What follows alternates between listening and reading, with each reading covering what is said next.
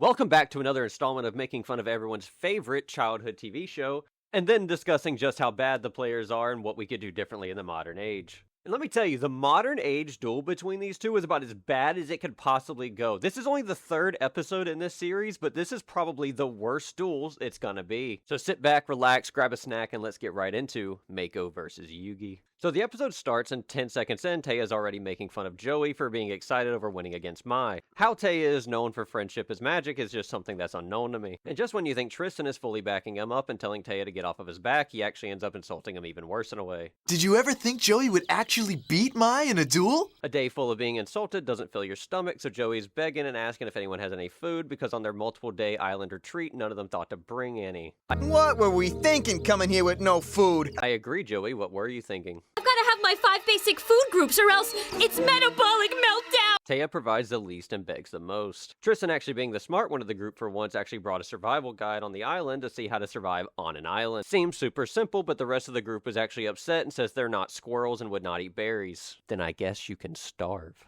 Joey, refusing to change his persona to a squirrel from a dog, uses his bloodhound nose to track the smell of cooking food and runs off from the group. Finding a campfire of fish that they all acknowledge isn't theirs, but Joey and Tristan can't help themselves and thievery smells too good. Mako's first line in the series is rightfully threatening murder. The ocean deciding to scold Mako for daring to yell at the show's protagonist. After being caught red-handed, Joey says it's just a few fish, like he wasn't the one just stealing them about to starve to death. Mako suspiciously allows all of his fish to be taken after just learning that it's Yugimoto, the man who defeated Seto Kaiba. Why does Yugi look like he's 3 years old in this shot? Mako gets done discussing his sexual relationship with the ocean. Just as the group goes to leave, he decides to throw a harpoon at them to make them stay. Mako then explains that the fish at the campfire was bait to catch other duelists into forcing them into Starship duels. However, why was he so upset upon seeing Joey and them eating it at the beginning then? Mako says he's excited to duel Yugi because he would be considered a true adversary, but somehow lost to Weevil Underwood before the finals in the last tournament. And as someone who has played with Weevil and Mako's deck, I cannot understand possibly how Mako would have ever lost. How did Mako know that this duel ring was there in the first place?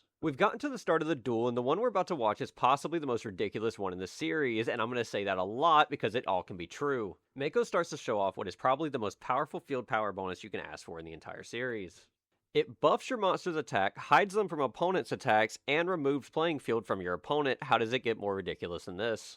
Quite easily. Now that it's come to Yugi's turn, I'd like to get real passionate about something, and that is just how awful Yugi's deck actually is. It might be the worst in the series. Having a deck filled with some of the weakest normal monsters, having no effect monsters, having hyper-specific equip spells and trap cards. The normal response to this being, oh, his opponent must just have a worse deck. But as we all know how this goes, Yugi loses one duel in the entire series, and it's off-screen.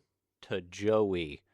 The rest of this will just lead to ass pulls because there's no other logical reason he could beat something like Mako's deck where he's got 2,000 attack point monsters hiding underwater. Yugi plays his Fair with a lot of confidence but then proceeds to pass his turn doing absolutely nothing with it, because apparently it has to wait until it gets the Horn of the Unicorn to make use of its lightning powers, which in theory would shock and neutralize all of Mako's monsters. However, you can only attack one monster a turn, please don't cheat. But I must have jokingly said logic, because the next thing that happens is Mako plays a normal jellyfish card that sucks up the Pharaoh Imp's lightning, blocks the attack, and then destroys the imp. But this starts to make even less sense when the Pharaoh Imp should have had about 2,000 attack with the Horn of the Unicorn equipped, and the Fiend Kraken that destroyed it should have only had about 1,690 attack. Whoever wrote this scene did not get an A+ in math. Mako then proceeds to summon his boss monster, which is Kaioshin, and is genuinely a cool card that shakes the ocean on its arrival. But somehow this 1800 attack level 5 normal monster is completely busted, having the effect after an attack to swamp the opponent's field and limit their already small size down to 1 monster square. I have no logic for Mako not making it to the top 4 of this tournament. But somehow Joey and Mai make it? Joey, who just started dueling, and Mai, who lost to the beginner? She makes it, but Mako doesn't? Yugi then plays a Photoshop image of a moon. Mako then starts to give us a little bit of his backstory. Apparently one time out at sea, him and his father were out, massive tidal wave shows up, only had time to tie Mako to the mast, the father is now lost, swept out to sea. Not dead, swept out to sea. So then Mako wants a boat so he can go out and find his father, who's clearly still out there wandering. And this is a backstory even Joey couldn't be mad at, as he accepts and understands Mako's reasoning. My next issue is with the 4Kids dub of this. Why couldn't Mako's father still be dead, but Mako not believing it or following in his footsteps, asked for a fishing boat from Pegasus after winning to just go out on sea as a fisherman himself? But kids can't hear about death too early, that would be ridiculous. And this is where Yugi summons Giant Soldier of Stone. This is one of the 2 cards in Yugi's deck actually capable of blocking the ocean monsters. And here it comes, folks, the most ass-pull moment potentially in the entire show. Yugi attack positions his giant soul drift stone and declares it to attack the moon. I don't quite know how to make that sound funnier or more ridiculous than it already does. And as 4th grade science class taught us, the tide is controlled by the moon, so when this fake moon that was placed up after the duel began was destroyed, it somehow receded all the water. In his anger, Mako begins to copy the Ginyu Force. And as if it couldn't get any more ridiculous, Yugi then combines his magic card Burning Land with the use of Curse of Dragon and somehow attacking all 3 monsters that were down at once. Please don't cheat. But there is no one in the show that line means less to than Yami or Yugi. Mako then isn't even upset about his loss, saying what a grand duel and how he had a lot of fun, and that makes Mako the best sport in the entire tournament in my opinion. And as good as the Joey and Bandit Keith duel was, I kinda wish they would have found a way to keep Mako in the finals. But considering there were no field power bonuses, Mako probably would have been washed. And once again, we've come to the end of the duel, but not the end of the video, as me and Mugiwara Cody are about to show you exactly how this duel would go down and how we fixed Yugi versus Mako. I'm gonna set this. There's no way this is happening again. Yeah, but you're screwed. Like, you're actually screwed. The moment I get a powerful-ass monster, you don't stand a chance. That's it, I got it face down. And my turn. You can get a powerful monster, you gotta tribute it. Not stand. I got one more. I got one more turn. Summon 7 colored fish in attack mode. This is too much. And then my turn. Well, any monster, please.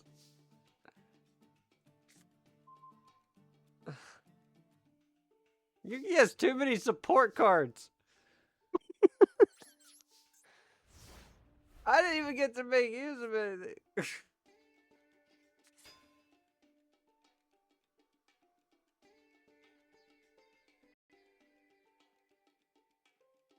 Oh, just do it.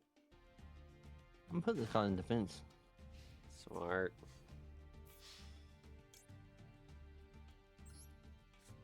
I knew it! I had no as soon choice. As I did that, I just like... He has a Mio Force on the ground.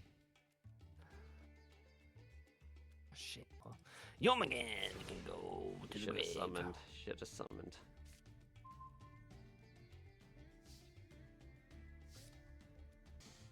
I'm not dead next turn unless you've got equip spells, so...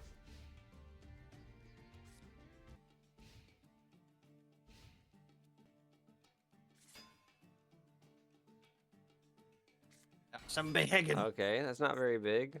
It's not very big. No Umi, no Umi. No Umi, no equips. Oh, thank Lord. You get one more turn to stay alive.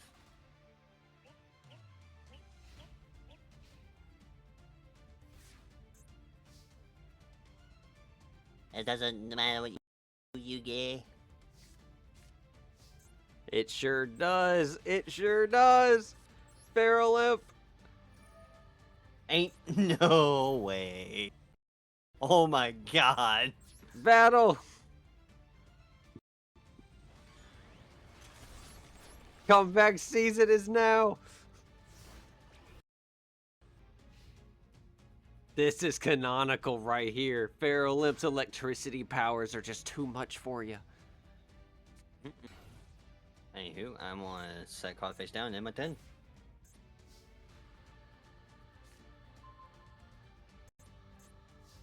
It's okay. It's okay. I've got my Feral Imp. My Feral Imp will surely protect me. No! I want to get rid of the new blood. Yeah. Let's get rid of that Kraken.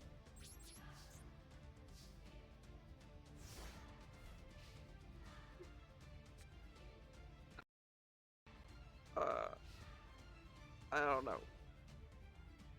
Set card face down.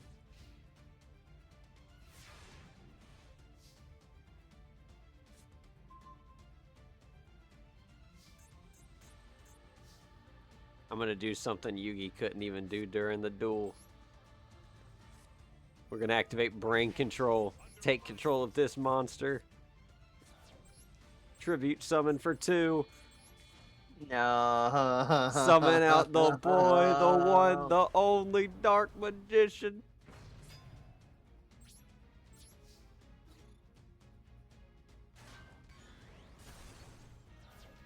Then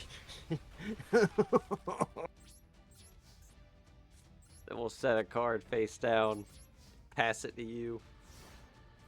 Get over that.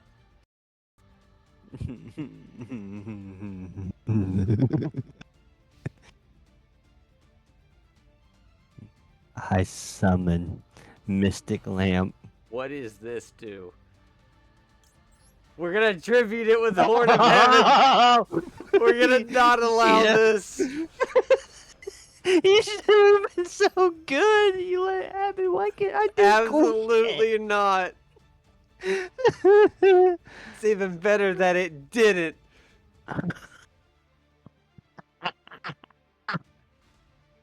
Horn of Heaven. That was, man. Why can't you let me just have that one? Absolutely not. And now we equip Horn of the Unicorn to the Dark Magician. Dark Magician in this fraud. Freaky fish guy. I was about to rub my lamp all over you.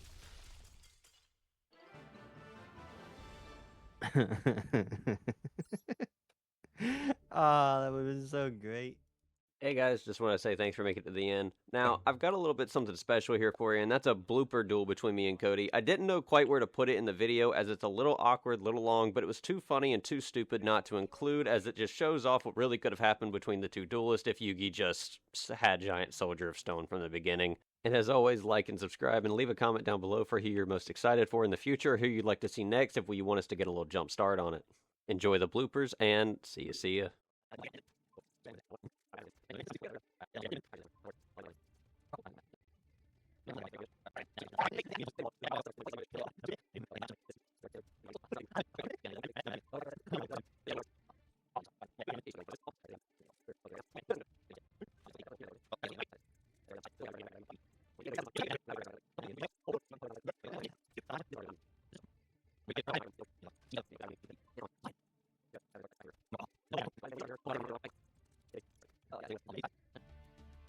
No, I don't wanna. Just got that.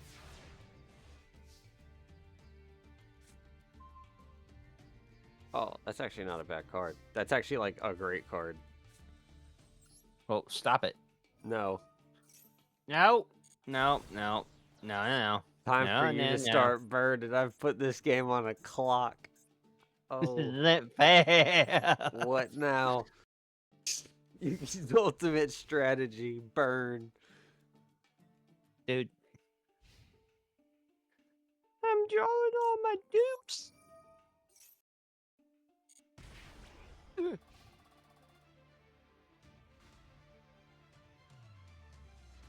Now, if only I had Curse of Dragon to fuse with it, I could destroy all your monsters in one attack.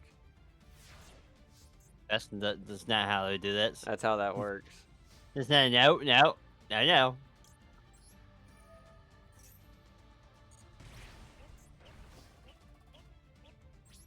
Pass my turn, and I discard Celtic Guardian. No, my God. Burn. This is so stupid. I will win any way I have to. That's what it really means to be the king of games. No, look at this card I just drew again.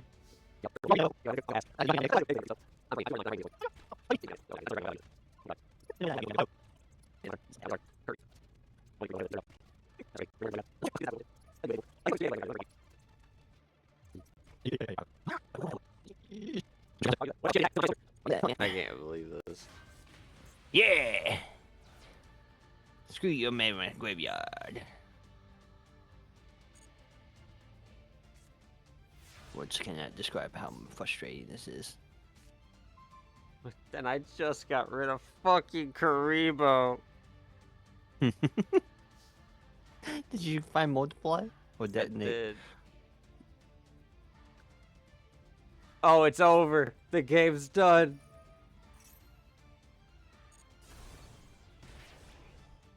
The hell. You surrendered? You. That duel was so ass anyways.